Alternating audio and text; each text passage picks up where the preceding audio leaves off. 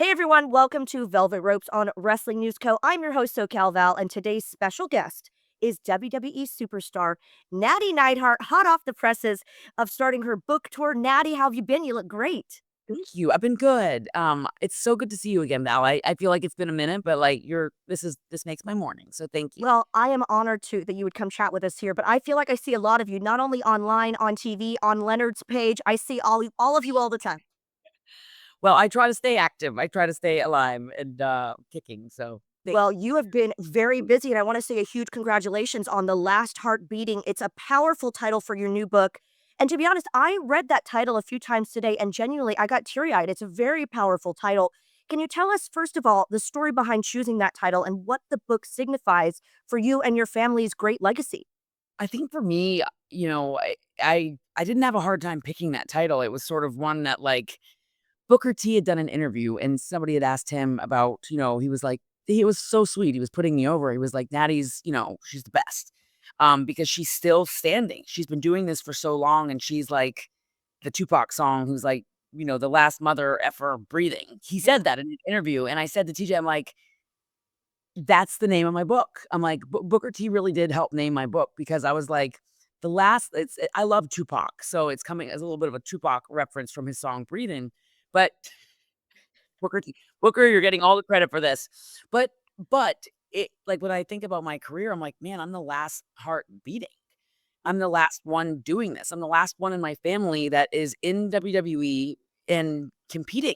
Where in my family, in WWE, my whole family has, from my grandfather to my dad to my uncles, we've just had this really cool, very like just very layered, storied careers. Yeah. And the company, I'm the last one here in the company still doing this. I'm like, this is, and I was as a woman, I was the one that was the least likely in our family to not only be a part of this, but to actually survive in this. Because listen, for anyone to have a, over 2-decade career in wrestling is unheard of, especially a woman. Yeah. So for me, in January, it'll be 19 years with WWE and time has flown because and it's been uninterrupted. Sometimes people leave, sometimes they come back, sometimes they have a baby or they like, I have 8 cats, so I do consider that to be, like, one adding up to, like, 1 baby, but Same. but I'm so lucky and so grateful and so, like, I'm very happy with, like, I'm still here representing my family, and the book is really strong. I'm so excited to say that the people that have had a chance to read it, the publishing house gave out, like, a bunch of copies to advanced readers because they wanted to get like, sort of like a little field study. They wanted to see who Sure. liked it, what people were thinking. So they gave out, I think like 50 books to 50 people that were advanced readers. Some of them weren't wrestling fans. Some of them didn't ever watch WWE, but they were just like pro readers. We've been getting like 5-star reviews across the board. People just love the book. And I love seeing when people don't know anything about wrestling, I love seeing that they love the book because that's how I wrote the book. I wrote the book so that it was a really easy read, so that I want people to like it if they love WWE and they love the industry, they love wrestling, they love the business.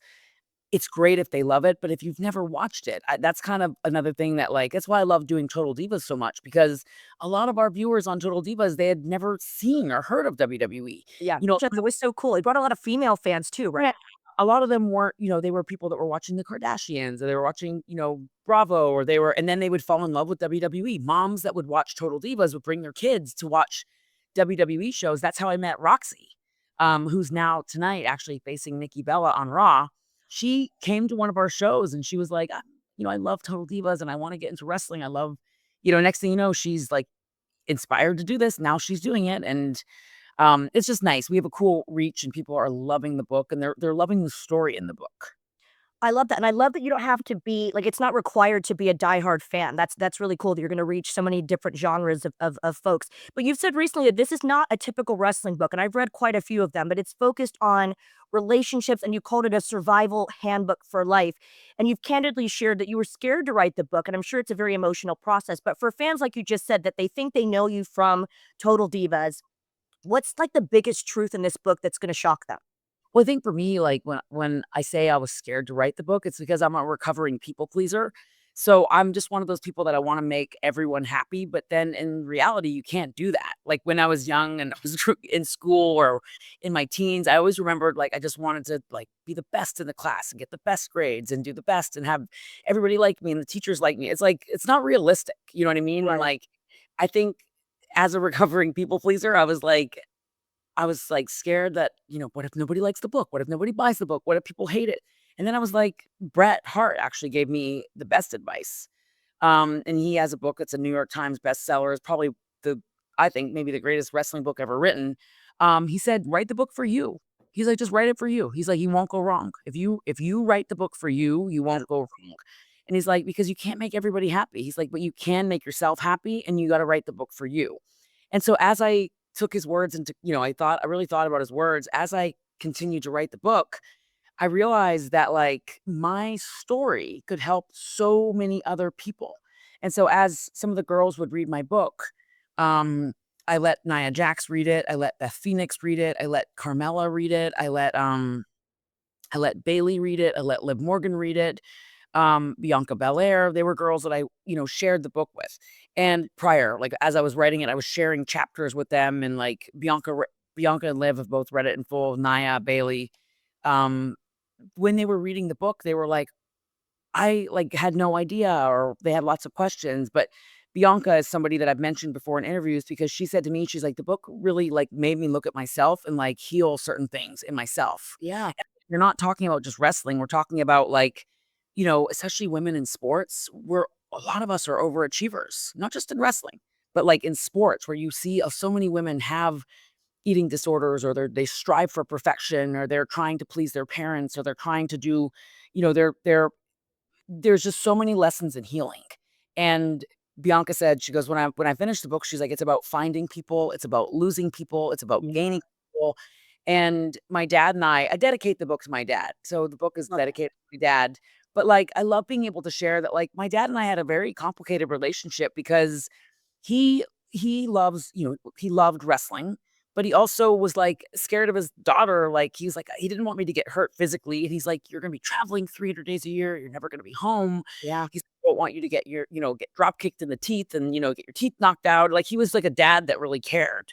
And I remember there was a very pivotal part in the book where my dad said to me, he's like, "Nobody in our family has ever beaten the house."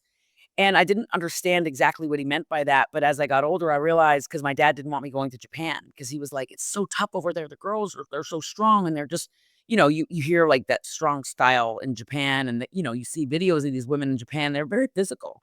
And so my dad goes, "Nobody in our family has ever beaten the house. I'm scared of you doing this. I don't want you to get hurt.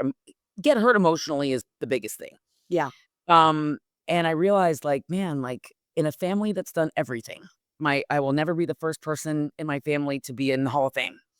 I won't be the first person in my family to main event a WrestleMania. I won't be the first person in my family to win championships, but I can be someone in my family that is not broken. And it's just that, my wrestling had taken a toll on my family. So I'm one of those people that, like, I've not only survived in this crazy thing called life, but I'm also thriving in it. And so it's a message to everyone that you kind of got to go through stuff in life to figure out who you are, sort of thing. Yeah, and it's gonna help so many people, and it's gonna be very, very inspiring. You also have a really, strong female fan base of girls, like you just said, that wanted to get into wrestling, like Roxanne. But you mentioned your dad, and I have to talk about something that you tweeted. So, can you give us reference here of this photo with the photo of Rick Rude dressed as Big Bird standing next to your dad? What is the tea behind that? Rick Rude was one of my dad's best friends. But yeah, growing up, like, Rick was at my birthday party, and he was dressed up as Big Bird. When we were kids, Rick was always, he lived very close to us, and yeah, Rick was dressed as Big Bird. I remember one Easter, Rick had bought bunny rabbits for us, and he bought. Imagine somebody for Easter giving you real bunnies. Rick bought us bunnies, and we had bunnies as a gift. Legendary and iconic. But bringing up another wrestling legend and your book to tie it all together, The Rock himself wrote the foreword for this book, and he asked you, what does legacy mean to you? You said that one question, that particular question, is what shaped the entire ending of the book. So, what was your answer to that? How did it change the book's conclusion? Well, it did, because I was struggling with how to finish the book and how to make the ending really strong. And he said to me when he was kind of researching what he was gonna write, he's like, "What does legacy mean to you?"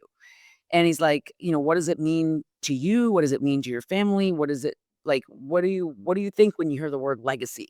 Mhm. And so I was like, that when I started to write out my thoughts about that, I was like, I found the finish. I found the finish of the book. And for me, like a lot of it starts with my grandfather because when my grandfather, Stu Hart, out, started our whole family, he was sort of like the root of the tree in the dirt. And I always look at our family, if you think of the Hart family, it's like one big family tree, but my grandfather was the root in the dirt. He was the root of greatness. And then all of us from Davy Boy, Dynamite, Brett, Owen, my dad, me, TJ, Harry, the list goes on. We got to be the branches on this beautiful tree. Right. And so, like, I was, yeah, The Rock really helped me, and he was just so great. I wanted Brett to do the introduction. So, the very first words you'll read when you read my book are going to be Bret Hart's words because he's been somebody that's really helped me. He's helped me a lot along the way, even inadvertently. He's just been somebody so great as a resource and somebody I've looked up to so much. And of course, with The Rock, I was like, when I thought about him helping me with the book, I was like, he's third generation. His father was a wrestler. My dad was a wrestler. His grandmother was a promoter. My grandfather was a promoter, and he's connected through the industry still very much today. Sorry, somebody's trying to call my phone. I'm like, "You're a busy girl, we get it." But so I was very lucky and grateful to have people helping me. So Well, I mean, there's so many legendary names that you're mentioning there, but another legendary name, TJ, I know you had to write about his injury, and I'm sure that was very hard for you to write about, but we're so glad to see, all the great success that he's finding behind the scenes in WWE, and we have a mutual friend in Doris who I just spoke to that's been trolling. Is he like the next big thing? Is he the most amazing? he's so good, and he's somebody that, I know he's just gonna I have such high hopes for him because he just keeps pushing and pushing and pushing towards his dreams. Yes, So, it's he's so amazing. important. But what's it like to see TJ find so much success behind the scenes at WWE after coming across, having to write about that very personal story about his injury? Yeah, I mean, I think, I look at people like TJ and I look at Big E and I look at people that have gone through injuries, even Corey Graves, like people that have had to end their in-ring career because of an injury. Yeah. And what's been very cool is that they've been able to find success outside of the ring that actually will end up giving them a different type of longevity in the company that they may not have had as competitors. Hmm. But it was very therapeutic for me being able to write about TJ's injury, talk about it was again, it was a lot of grieving, when we were going through that because a big part of TJ's identity was his career in the ring. But what was cool to share about that is that it was a story that inspired a lot of people like Chris Bey, for example. When Chris Bey got hurt in the ring. He had that, he was paralyzed from the neck down. And we were texting and messaging with Chris like immediately after his injury, and he was finding a lot of inspiration in TJ's story. And TJ told Chris, he's like, just don't give up. Just keep going. Don't listen. Like, doctors might tell you this, but like, just keep pushing, keep going, keep fighting, you got to like redefine your story. He's like, TJ said, he's like, these doctors, they might feel like this, hey, your chances of walking are so slim. TJ said, but they don't know how we've survived and thrived in pro wrestling. Yeah. To survive in pro wrestling, you got to be the toughest person like in the world. And he's like, remind everybody that like you're a survivor. And you look at Chris Bay now and I'm like, man, he's walking like he's talking about like, you know, you never know, never say never. Like, but he's like here walking, learning, growing. And I'm like, Chris's biggest accomplishment might be like TJ's, where he ends up impacting the industry even greater than he did before the injury. His story of survival could be somebody else's tool for survival. Like when I think about Chris Bay, I'm like, I think about being a better person. I think about how I want to handle things differently. Yeah. That's a big thing about sharing TJ's story is people are becoming very inspired by it. Like, okay, we went through something really hard. How can we come out on the other side of it stronger? Yeah. And you're certainly illustrating that beautifully in this book, sharing your story. I mean, the book, obviously, we can't all wait to read it. And I'm going to tell everybody it's available everywhere books are sold, including Amazon and Barnes and Noble. And we'll include Nattie's socials here so you can catch her in person on her exciting book tour.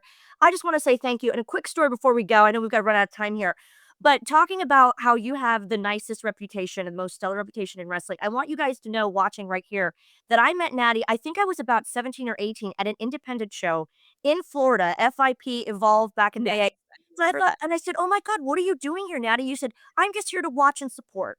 That, my friends, is just why you have such a stellar reputation. So thank you for supporting other wrestlers and wrestling and just being such an inspiration for so many females in the business, myself included. Thank you for that.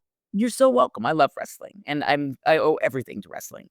Well, we are so excited for your book. Wishing you continued success, Nattie. Thank you so much for the chat. It's been an honor that you join us here on Wrestling News Co.